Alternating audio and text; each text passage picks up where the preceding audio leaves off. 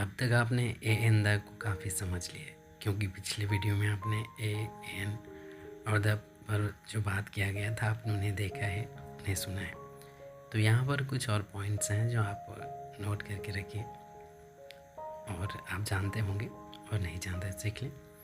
यहाँ पर लिखा है ए, पहला देखिए a, use a before singular countable nouns that begins with a consonant sound. यहाँ पर कहा गया कि एक किसके लिए यूज़ होता है, सिंगुलर के लिए, माने जब आप किसी एक व्यक्ति या वस्तु की बात करते हैं। ओके, ये याद रखिए, किसी एक व्यक्ति की बात करते हैं या फिर किसी एक वस्तु की बात करते हैं। जैसे आप गिनते हैं 1 2 3 4 इस तरह से काउंट करते हैं उसके लिए। और एक ही यूज़ आप कब करते हैं, जब कॉन्सोनेंट्स वर्ड का जो उच्चारण होता है वो होता है क्या, कॉन्सोनेंट, जिससे आप बोलते हैं ना व्यंजन, वहाँ से।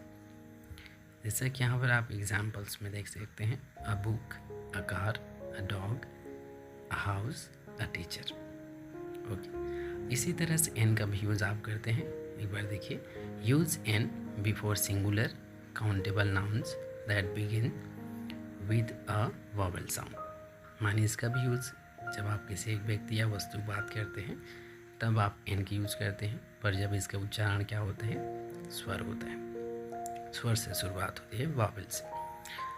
एग्जाम्पल्स आप देख सकते हैं, an apple, an elephant, an R, an hour, an umbrella, an orange. तो अब तो आप समझ गए होंगे। अब आप लास्ट देख लीजिए, द का यूज़।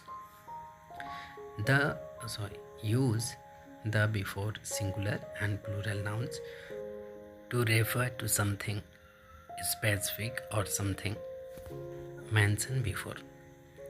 माने आप द का यूज़ सिंगुलर या प्लूरल दोनों के साथ आप कर सकते हैं। माने जब आप किसी एक व्यक्ति या वस्तु के बारे में बात करते हैं तब भी, और चाहे तो अधिक व्यक्ति या वस्तु के बारे में बात करते हैं तब भी। Okay, clear.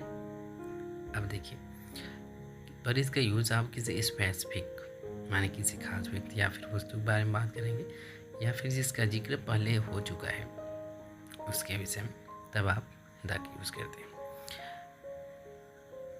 और इसका यूज़ सुपरलेटिव डिग्री में भी होता है। सुपरलेटिव का मतलब क्या होता है, गुड, बेटर, बेस्ट आप जानते हैं, अच्छा, फिर ज़्यादा अच्छा, सबसे अच्छा।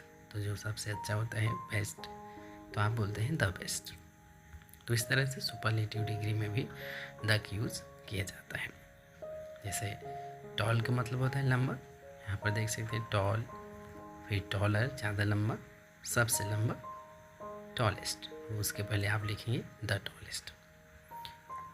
यूनिक नाउन यहाँ पर लिखे हैं, माने ऐसा जो यूनिक है, केवल एक ही है, ऐसे उन चीज़ों के सामने भी द का यूज़ किया जाता है। द सन, द मून, इस तरह से। और म्यूजिक यहाँ पर लिखे हैं, म्यूजिकल इंस्ट्रूमेंट्स, इसके पहले भी आप द की यूज़ करते हैं। द वायलिन, द गिटार, इस तरह से। और ये तो आप जानते हैं कि द का यूज़ आप सिंगुलर प्लूरल दोनों के लिए आप कर सकते हैं। माने जब आप एक व्यक्ति, किसी एक व्यक्ति या वस्तु के बारे में बात करते हैं तो भी आप कर सकते हैं, और अधिक व्यक्ति या वस्तु के बारे में बात करते हैं तब भी आप द का यूज़ कर सकते हैं। लेकिन जबकि ए और एन का यूज़ केवल सिंगुलर, माने केवल जब आप एक व्यक्ति या वस्तु के बारे में बात करेंगे तब आप ए का यूज़ करेंगे, ए या एन का। तो अंतर समझ में आ गया होगा अब तो। ए या एन का यूज़ केवल सिंगुलर, केवल एक व्यक्ति या वस्तु के लिए, पर द का यूज़ चाहे तो आप दोनों के लिए कर सकते हैं। लेकिन द का यूज़ आप कब करेंगे, जब आप किसी स्पेसिफिक पर्सन, व्यक्ति के बारे में बात करेंगे, माने स्पेसिफिक चीज़ के बारे में बात करेंगे, तब आप द का यूज़ करेंगे। द बुक, द कार्स, चाहे तो आप द कार भी लिख सकते हैं। द डॉग, द हाउसेस, या फिर द हाउस आप भी कह सकते हैं। द ट्रीज, या फिर द ट्री। तो इस तरह से आप द का यूज़ करेंगे। तो आई होप अब आप समझ गए हों कि द का यूज़ कहाँ किया जाता है, कहाँ पर होता है। तो चलिए इन पर और हो सके तो डिटेल में और बात कर दी जाएगी। और काफ़ी हद तक आप समझ ही गए होंगे कि द का यूज़ आप कहाँ पर करेंगे। और अगर आपने ए इन द का ये जो वीडियोज़ अपलोड किए जा रहे हैं इन सभी को आपने देखा है, आप लगातार देख रहे हैं, तो अब आप अपनी इंग्लिश खुद इम्प्रूव कर सकते हैं। आई थिंक कहाँ पर ए का यूज़ किया गया है या फिर कहीं पर ए एन द का यूज़ किया जाता है, तो आप समझ सकते हैं कि वहाँ पर ए एन द क्यों लगा हुआ है। ओके, तो चलिए अगले वीडियो में हो सके तो आप द का टेस्ट देंगे, द का यूज़ आप कहाँ कहाँ पर करेंगे, क्यों करेंगे, आपने कहाँ तक द को समझा है, इस पर आप अगले वीडियो में आप खुद को चेक करेंगे, हो सकता है तो यहाँ पर आप खुद को क्लियर कर लीजिए कि आपने द को समझ लिया है और ए एन को तो आप समझ ही गए होंगे।